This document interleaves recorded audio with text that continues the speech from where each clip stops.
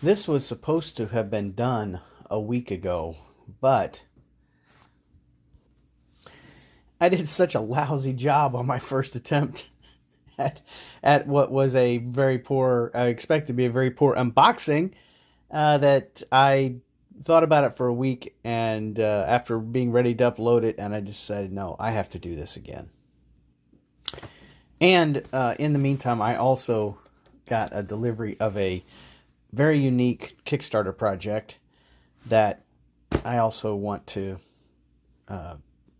make part of this video. Most of the time, I leave stuff on my wish list and in my Amazon shopping cart for like months, at least weeks and months. And there's a couple things that have probably been in there for years. And every once in a while, I also just see something, and 2 minutes later, it's paid for. And sometimes the same thing happens on Kickstarter. So that's kind of what these things are. And I'm curious what you might think about it, especially if you like kind of quirky, unique tools like I do. Take a look.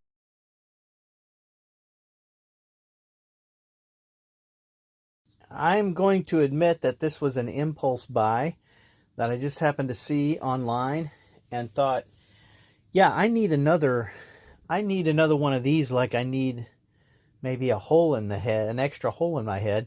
But it looked pretty cool. So, yeehaw, according to the experts here. And let's see what's inside. It is from the Lone Star Knife and Supply. Let me do away with any mystery at this point. I did not order supply. Yeah, I ordered a knife. And man, I've had it since like Saturday, and it's Monday now, and I really, really, really wanted to open it up because I don't do unboxing very well, and I just wanted to see the silly thing because I think it's pretty cool. But I put it off so that I could actually try and do this. And it looks like it's been wrapped fairly carefully. Oh, it looks like they sent me some little extras. Here's a Lone Star button. Okay, that's very nice. And Lone Star Knife and Supply sticker. Yeah, I think it's a sticker. See if I can leave these in the shot here, maybe. And is this another sticker? Yeah, it's a Lone Star star. Okay, that's good. Oh, that's funny. It's a Band-Aid. That's great. And the gracious little handwritten note. Thank you so much for the order. It means the world to me. A little heart, and it says Chris, I think. This very unique K-bar tool, I just saw and read part of the article and already was buying it. And I'm very interested to see what you might think about it. And this is the reason that I redid the video, because I tried to do a blade edge sharpness test with this on the first version, and I think it was totally user error failure and not the equipment itself. The other thing is something I got on Kickstarter, and you never know if you're ever going to see them in real life or not. You know, you hope for the best, and I've had a few that just plain haven't worked out. I've paid for them and never got anything, but this one came in, and man, it's weird, and I look forward to seeing what you think of it too. One of the things that really surprised me, this is actually a K-bar tool. I mean, brand name K-bar, trademark, copyright, blah, blah, blah. And it even has K-bar here on what looks like the handle for an adjustable wrench. And it's what it says, forged wrench knife. So I thought maybe it was just kind of a parody at first, but no, K-bar, real deal, very cool. I made the mistaken assumption initially that, like anything that is a sheath like this, is Kydex, but no, it's not Kydex. According to the packaging, it is Celcon. Okay, maybe that's just a copyrighted trademark brand name for a type of Kydex. I don't know. And it doesn't really matter that much. I just thought it's kind of interesting. I had not seen this name before. Nor had I seen this kind of knife. It's very secure in here, and it's really designed very well for this. Of course, you can put a lanyard on this, or, looks like it could go on Molly gear on the side of a backpack or something like that as well. But these dimples are nice for getting traction on it, but also they are perfectly shaped to go right in there to make this a super solid, tight, secure fit. Interesting here, it's got a slot, some kind of breathing slot here. I don't know if that's just to allow it to dry out, maybe. I'm not sure. Somebody else will know better than me. I don't think it makes this into a survival whistle, best I can tell. You already get an idea of what we're going to be looking at here. You've probably seen it on the packaging too. But I was just fascinated by this design. And it's so simple. It might be too much to say it's elegant. Now you can kind of see that on the edge there, as we try to catch the light with the edge, that it's not completely consistent. It looks like not a chip really, but maybe just an off line. So maybe this isn't the super sharpest blade in the world, and for me, that's okay. I just thought it was cool.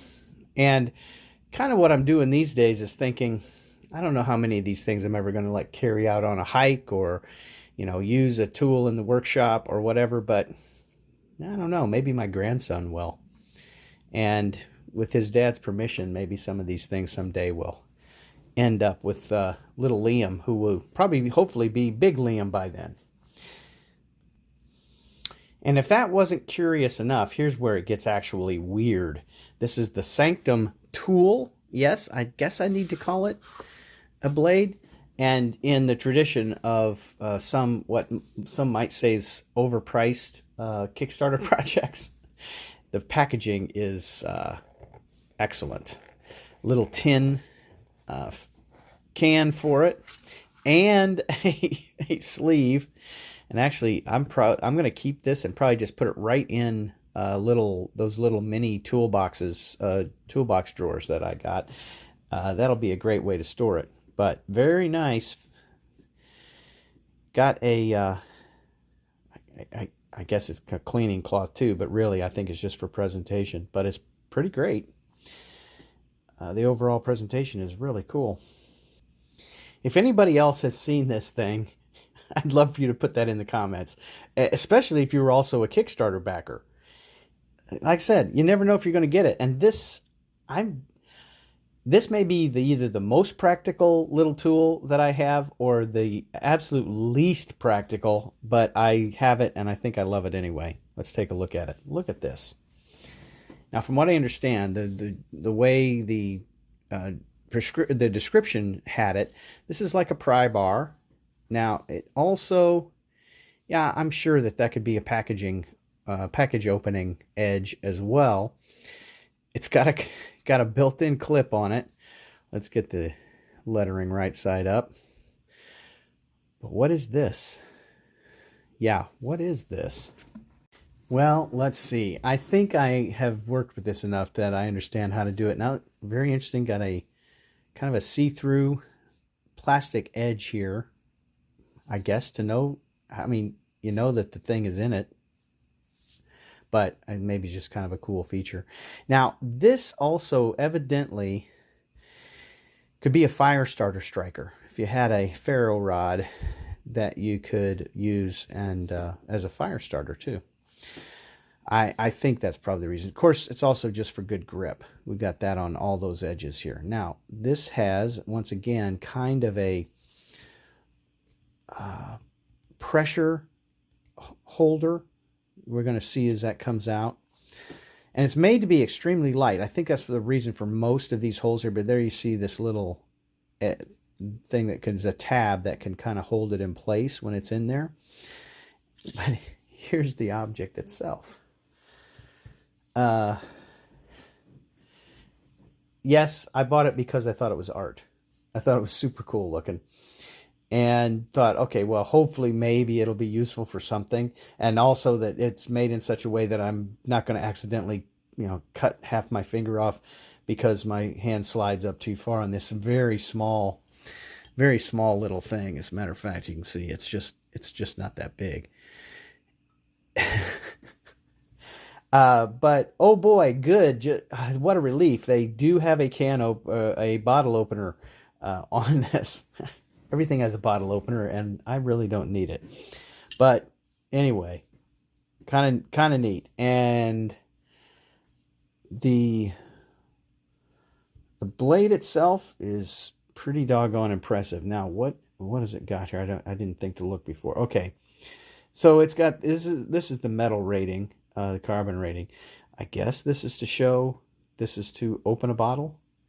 Hopefully, it's not to represent unintended blood, which is usually my concern. Now, there's a pry bar on this end as well. So functionally, when it's all together, I think that it can work from both ends as a pry bar. Let's see if I get this back in right. Yeah. You can pry from this end, you can pry from this end. This potentially could also be a nail puller, I suppose, if you can get the head through there. Anyway, it's quite a little tool. And I do think it's a work of art. Then again, I also think the K-bar is a work of art. Now, I don't have big expectations. No, what's the better way to say it? I don't have big requirements of these things because I just think they're kind of cool. But let's see what we can do with a paper test. All right. Now, see, maybe it isn't user error.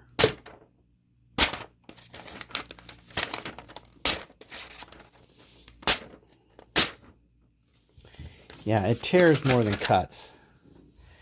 And again, I'm okay with it. But there might be a little difference here.